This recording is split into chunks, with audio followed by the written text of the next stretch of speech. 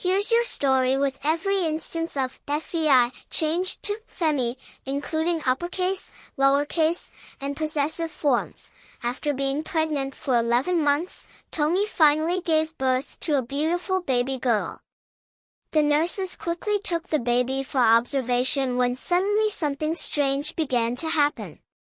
Huge flies began to surround the baby, and as much as the nurses tried to pass it off as normal, the sight became more terrifying with each passing second.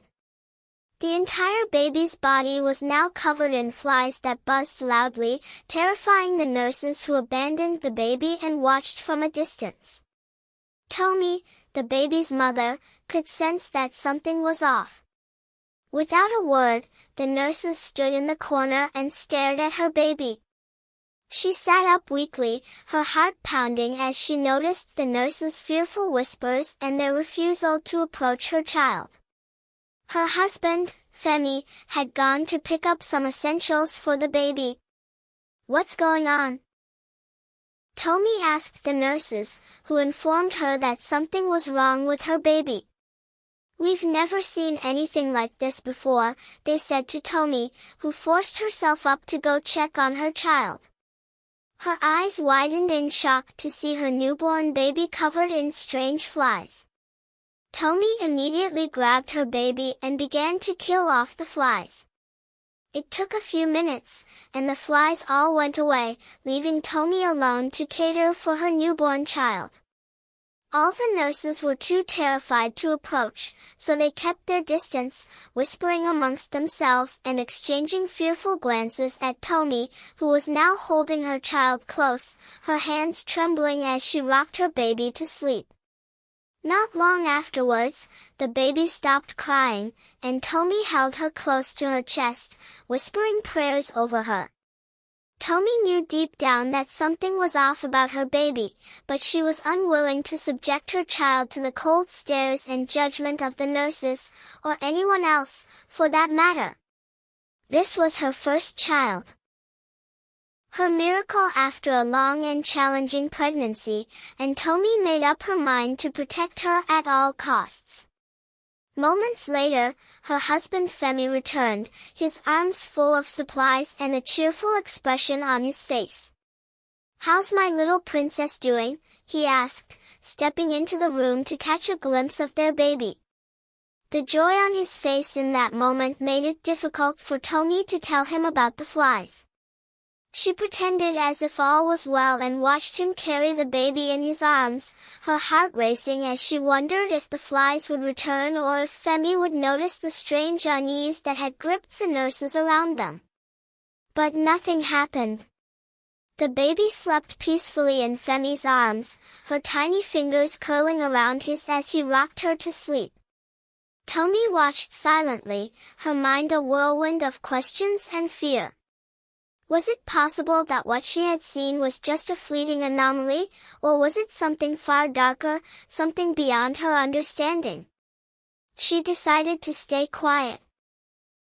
At least for now, not wanting to dampen Femi's happiness while the nurse's fear remained palpable. Days passed and nothing unusual happened. The hospital discharged Tomi, who took her baby home swaddled in her plush blanket. They arrived home and Tomi was welcomed by her husband's mother, who had come to care for the baby. Tomi could not hide her displeasure. They had agreed that her own mother would come to care for the baby, so seeing her husband's mother standing at the door with a smile on her face sent a wave of frustration through Tomi, who forced a smile as she watched her approach. Mama Femi stepped forward, her arms open as she welcomed her grandchild home. She barely gave Tomi a chance to speak before taking the baby from her arms. "Oh, look at her. So beautiful, just like her father," she said, showering the baby with praises and blessings. Tomi could not understand why she would insist on coming, knowing that it was a role reserved for the wife's mother. She had already been to all her daughters' homes to care for their babies in the past, and was still insisting on coming to care for her son's baby. Tomi forced herself to stay calm as her mother-in-law rocked the baby to sleep. "My granddaughter is truly special," she said, her eyes fixated on the baby. Tomi stared at her in anger, her unease growing with each minute that passed. She tried to mask her displeasure, but her heart was too heavy to hold it in. "Mama, my mother had already planned to come care for the baby. This is her first grandchild, and although I'm happy you are here, I would have also been happier if my mother came," Tomi said. Mama Femi accused her of being disrespectful. "You think you know it all, Tomi," she said sharply, her tone laced with anger. "I'm not just here as a grandmother. I'm here to make sure that my grandchild is well raised because I can see that your mother did a bad job raising you." She stormed out, leaving Tomi standing there, shocked and unable to speak. Tomi's resilience became a quiet inspiration in her community. People began to hear about the strange ordeal and how, through faith and determination, she protected her child and stood up against false accusations. Women especially came to admire her strength, not just in fighting for her baby, but in forgiving those who wronged her. As weeks turned into months, peace returned to their home.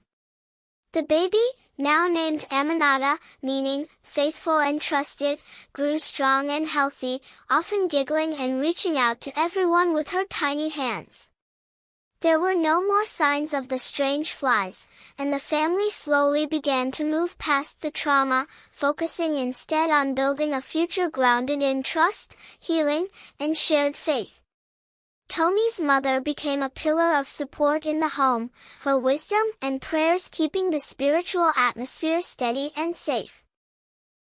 Mama Femi kept her promise, visiting only when invited and always showing gratitude and softness toward Tomi. Their relationship, once tainted by suspicion and cultural conflict, became one of cautious but growing mutual respect. Femi worked hard to regain Tomi's trust.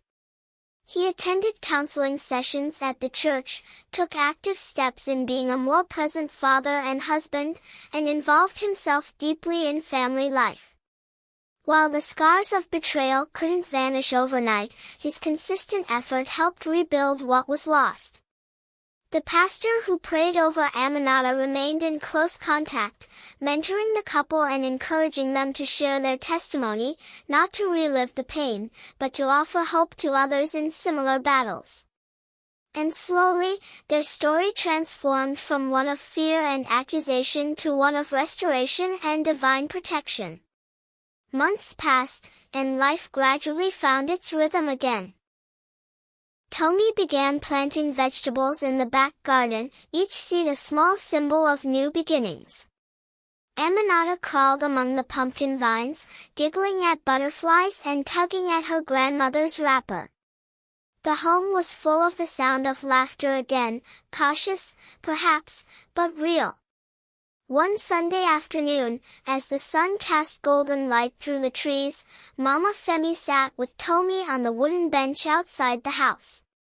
They shared roasted ground nuts and warm ginger tea, the silence between them no longer heavy with suspicion but filled with a quiet understanding. "I was afraid," Mama Femi confessed, her voice barely louder than the wind. "I thought I was protecting my son from something evil. But it was my fear that became the real danger." Tomi looked at her mother-in-law, her expression calm but firm. "Fear can make us do terrible things. But love can undo them, if we let it." Mama Femi reached over and took Tomi's hand. It was rough from washing, from work, from grief, but strong. "Thank you for not giving up on him," she whispered. That night, Tomi dreamt again. But this time, there were no flies. No dark shadows. Just her daughter, grown and radiant, dancing under the stars with laughter on her lips. In time, Tomi became known as the woman who stayed. Not because she was weak or submissive, but because she chose to anchor herself in faith, in truth, and in a love that wasn't afraid to confront darkness. And when Aminata took her first steps in the front yard, it felt like more than a milestone, it felt like a prophecy fulfilled. A new generation was beginning, walking into a future carved not by fear, but by grace. The end. I hope you learned something from this story. Please, if you haven't subscribed, kindly click on the subscribe button. Be a part of my growth. Turn on the notifications so that when I post more interesting stories, you'll be the first to get them. And if you're a returning subscriber, thank you so much for your consistent support.